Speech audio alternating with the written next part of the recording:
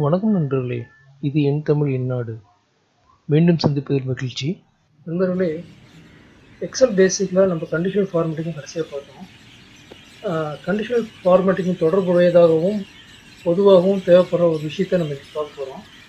அது நம்ம ஃபார்மேட் செல் அதில் நம்ம ஏற்கனவே யூஸ் பண்ணியிருக்கோம்.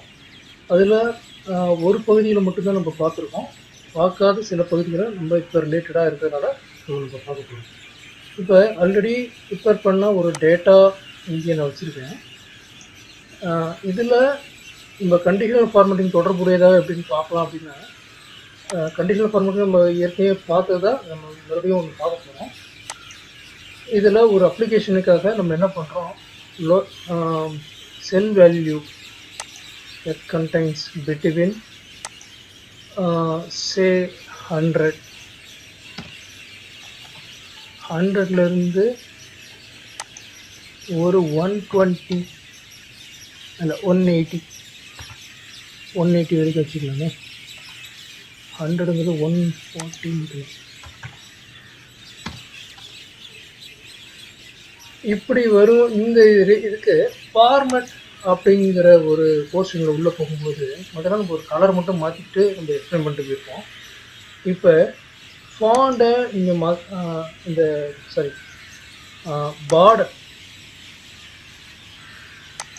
அந்த போர்ஷனை மட்டும் எனக்கு ரவுண்ட் ஆஃப் பண்ணி காட்டு, லைன் ஆஃப் பண்ணி காட்டு சொல்லலாம். அல்லது ஃபில்லு தான் நம்ம ஏற்கனவே பண்ணோம். இந்த மாதிரி ஒரு ப்ளூ கலர் நம்ம ஹைலைட் பண்ணிடலாம். இப்போ இந்த பார்டர் நம்ம யூஸ் பண்ணலாம். பார்டரில் என்ன கலர் வேணும், போல்டாக வேணும் அப்படிங்கிறத நம்ம இங்கே செயின் டாட்டடு அஃப்கோர்ஸ் நம்ம நம்ம ஒரு பேக்ரவுண்டில் இதை கிளியராக பார்க்க முடியும் அப்படிங்கிற பட்சத்தில் இதை நம்ம செலக்ட் பண்ணலாம். ஒரு நாலேஜ் பர்பஸுக்காக இதை நான் ஷேர் பண்ணுறேன்.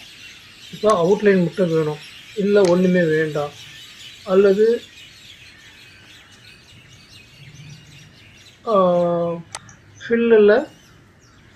ஃபில் எஃபெக்ட் ஹரிசாண்டல் கிரேடு வெர்டிகலாக கலர் வேணுமா, வேறு ஏதாவது கலர் நம்ம சாய்ஸ் பண்ணிக்கணுமா, மிக்சிங்க்கு வேறு எதாவது யூஸ் பண்ணிக்கணுமா அப்படிங்கிற மாதிரிலாம் பண்ணிக்கலாம். 2 கலர் இருக்குது. இந்த மாதிரி டயகனலாகவே இது கிராஸாக வர மாதிரி, டயகனல் டவுன், கார்னரில் மட்டும் அதாவது ஒரு ஏரோ மாதிரி இது மாதிரி நம்ம பண்ண முடியும். சென்டரை நோக்கி கலர் ஷேடு மாறுற மாதிரியும் பண்ணலாம். இது மாதிரிலாம் பண்ணி நம்ம இங்கே அப்ளை பண்ண முடியும். இது மாதிரி இருக்குங்களா, அந்த கண்டிஷன் ஃபார்மேட்டிங் எங்கெல்லாம் அப்ளை ஆகுதோ அங்கே மட்டும்தான் இது அப்ளை ஆகும், மற்ற இடத்துக்கு அப்ளை ஆகாது. இதை மறுபடியும் நம்ம அண்டு கூட பண்ணலாம், இல்லை ரிவர்ஸில் போயிட்டு நம்ம மாற்றிக்கலாம். மறுபடியும் இன்னொரு ஆஸ்பெக்டில் பார்க்குறோம் அப்படின்னா நியூ ரூல்,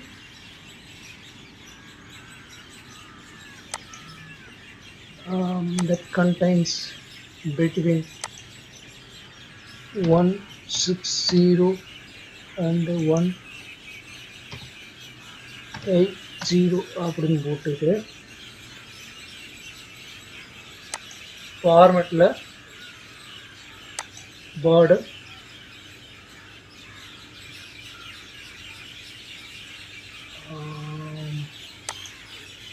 கலரில் நம்ம ஏதாவது ஒரு கலர் நம்ம எடுத்துக்கலாம். இங்கேருந்து எடுக்கலாம், ஃபில்லில் போய்ட்டு நம்ம எடுக்கலாம். ஓகேங்களா, இந்த மாதிரி நம்ம எடுத்துக்கலாம். ஃபாண்டில் எனக்கு போல்டாக வேணும், இல்லை போல்டு இட்டாலிக் வேணும், அது எப்படி மாறுது அப்படிங்கிறது இங்கே கூட நீங்கள் பார்க்கலாம். இதுலேயே பார்க்கலாம் எந்த மாதிரி வேணும் அப்படிங்கிறது. இட்டாலிக் அப்படிங்கிறதுல போல்டு கிடையாது, இட்டாலிக்காக மாறுது. போல்டு இட்டாலிக் அப்படிங்கிறது ரொம்ப டார்க்காக இருக்கும். இப்போ போல்டு மட்டுமே வேணும் அப்படின்னா வெறும் நார்மல் லெட்டர்ஸ் இது போல்டாக காப்பி ஆகிடும். இல்லை ரெகுலர் அப்படின்னா ரெகுலர்னால் அந்த போல்டோ இந்த இட்டாலிக்கோ இல்லாமல் இருக்குது. அந்த மாதிரி நம்ம இதை பண்ணிக்கலாம். இதை அப்ளை பண்ணுறேன். இதில் மேலும் நம்ம இப்படியே பண்ணிக்கலாம்.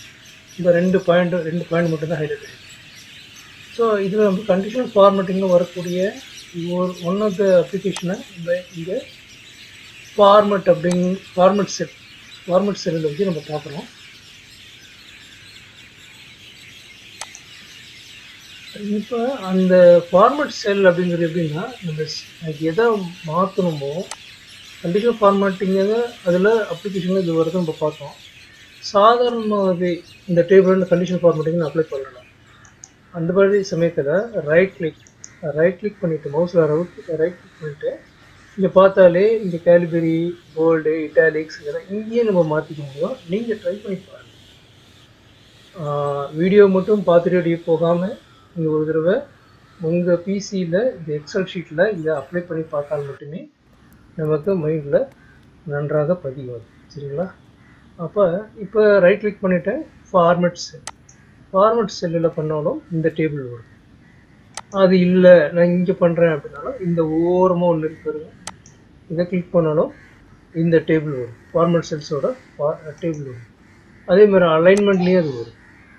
ஏன் அப்படின்னா இந்த டேபிள் வந்து number, alignment, font, border, fill, protection இது எல்லாத்துக்குமே இது வரும். சரிங்களா? இது காமன் டு ஆல். எங்கெங்கே ரெஃபர் பண்ணியிருக்கோ அது எல்லாமே இருக்கு.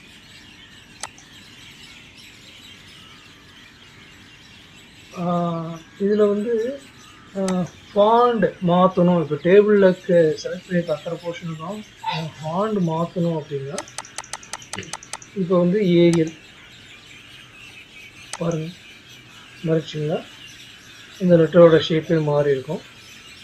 மறுபடியும் நான் என்ன பண்ணுறேன், right click format cell Arial black அப்படின்னு போடுறோம். கலர் வேணால் நம்ம மாற்றி பார்க்கலாம். கலர் இங்கே இருக்குது, ஃபாண்டோட கலர் இது இந்த இடத்துல பிளாக்காக இருக்குது. நான் வந்து ரெட்டாக மாற்றுறேன் ஒரு எக்ஸாம்பிளுக்காக. ஓகே பண்ணிடுறேன் பாருங்கள். ஸோ இது இப்போ இங்கே பார்த்தீங்கன்னா பர்சன்டேஜ் வந்து ரொம்ப கிளியராக தெரியல. அதாவது பார்டரை விட்டு செல்லோட சைஸை விட்டு வெளியே போயிடுது. அதுக்கு என்ன பண்ணணும் அப்படின்னா இந்த காலத்தை மேலே கிளிக் பண்ணிட்டு சைடில் ஒரு 2 ஏரோ போட்டு சென்டரில் ஒரு கோடு மாதிரி இருக்குங்களா, அதை வந்து டபுள் கிளிக் பண்ணிங்கன்னா அதே ஆட்டோமேட்டிக்காக எவ்வளோ வித்து வேணுமோ அதை எடுத்து, அல்லது ரைட் கிளிக் காலம் பிட் அப்படின்னு நீங்கள் எடுத்து பாருங்கள். இதில் நீங்களாகவே ஷூட்டபிளாக 17 இல்லை 18 என்ன வேணுமோ அது நீங்கள் செட் பண்ணி மாற்றிக்கலாம். மறுபடியும் நம்ம வந்து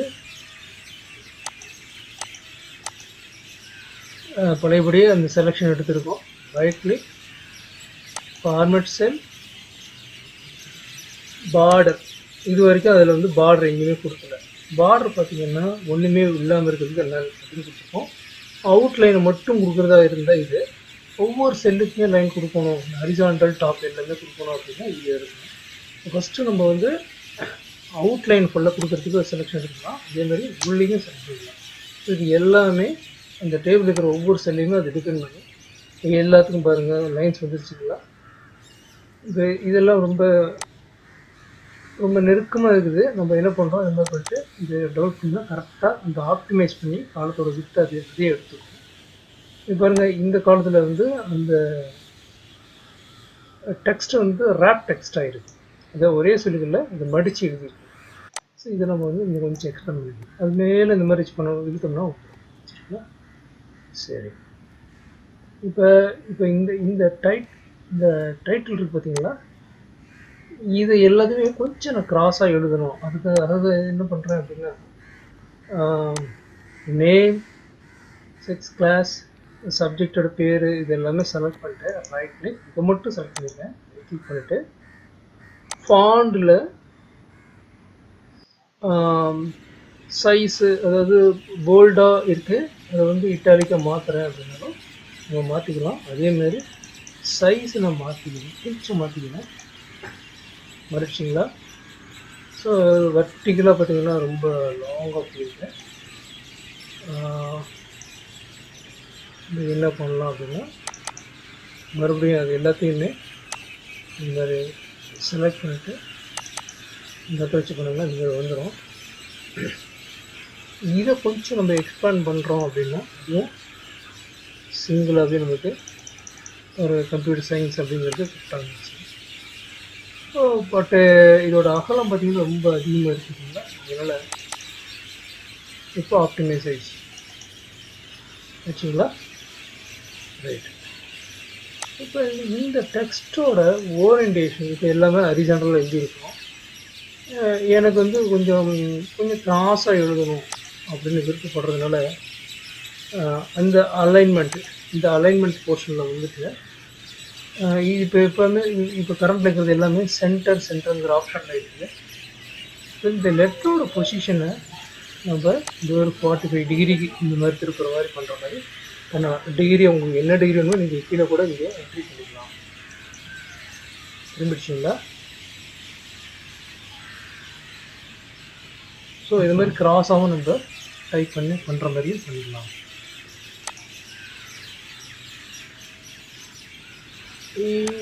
வேறு பார்த்தீங்கன்னா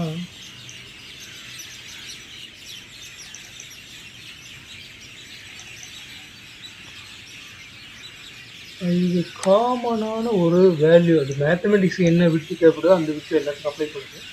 இண்டிவிஜுவலாக இது பாருங்கள், இது பண்ணும்போது சின்னதாக இருக்குது பார்த்தீங்களா? அந்த மேக்ஸிமம் என்ன லெட்டர் இருக்கோ அதுக்கேற்ற மாதிரி இந்த காலத்தோட வித்தை வந்து அது இருக்குது. மேத்தமெட்டிக்ஸுங்கிறது ரொம்ப பெருசாக இருக்கிறதுனால அந்த வித்தை அது இருக்குது. சரிங்களா? சரி, மறுபடியும் நம்ம இந்த ஒரு போர்ஷனை செலக்ட் பண்ணிக்கலாம். ரைட் கிளிக், ஃபார்மேட் செல், அலைன்மெண்ட்டு நம்ம பார்த்துருக்கோம். இந்த டெக்ஸ்ட்டை வர்டிக்கலாக எழுதுனா என்ன ஆகும்? இப்போ ஒரு சின்ன சாம்பிள் மட்டும் இங்கே பார்க்கலாம். நேம் இப்படி இருக்குது.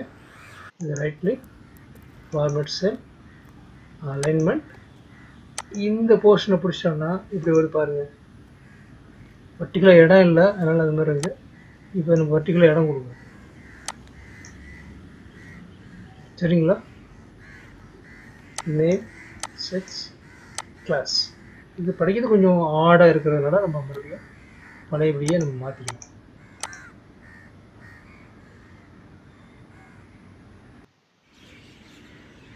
மறுபடியும் இந்த format cell, right click, format cells, border நம்ம பார்த்துட்டோம். பார்டரில் என்ன மாதிரி இந்த பார்டரோட லைன் என்ன மாதிரி கொடுக்கணும் அதை நம்ம இங்கே செலக்ட் பண்ணிடுவோம். இந்த ஸ்டைல் டாட்டட் வேணுமா, செயின் டாட்டட் வேணுமா, இல்லை டபுள் டேஷ் லைன் அந்த மாதிரி சொல்லுவாங்க. அப்புறம் மில்லிசன் ஒரு line, double line, double line போட்டு பார்க்குறது இருந்தால் பாருங்கள். Right click, border. நம்ம இது இங்கே செலக்ட் பண்ணிட்டு இங்கே அப்ளை பண்ணணும். அது முத பண்ண முடிக்கிட்டோம். இந்த மாதிரி உள்ளே வந்து வேறு கொடுக்கணும் அப்படின்னாலும் உள்ளே இந்த மாதிரி செலக்ட் பண்ணி நம்ம மாற்றிக்கலாம். சரிங்களா? இதை பாருங்கள், அவுட்டரில் பெரிய டார்க் லைன், உள்ளே பார்த்தீங்கன்னா செயின் டாட்டரில் லைன்ஸ் பிரிக்கிறதுக்கு அந்த செயின் டாட்டர் லைனில் இருக்குது. ஸோ இது மாதிரி நம்ம ஃபார்மேட் செல்லை யூஸ் பண்ணி நம்ம பார்க்கலாம். ஸோ ஒன்றுமே கண்டிஷனே இல்லாமல் நம்ம இதை ஃபில்லப் பண்ணணும் அப்படின்னா ஜஸ்ட் அப்படியே இந்த கலர் மட்டும் செலக்ட் பண்ணால் எல்லோ கலரில் ஃபில் ஆகிடும். மீண்டும் இன்னொரு செலெக்ஷன் பார்க்கலாம். ஃபார்மேட் செல்,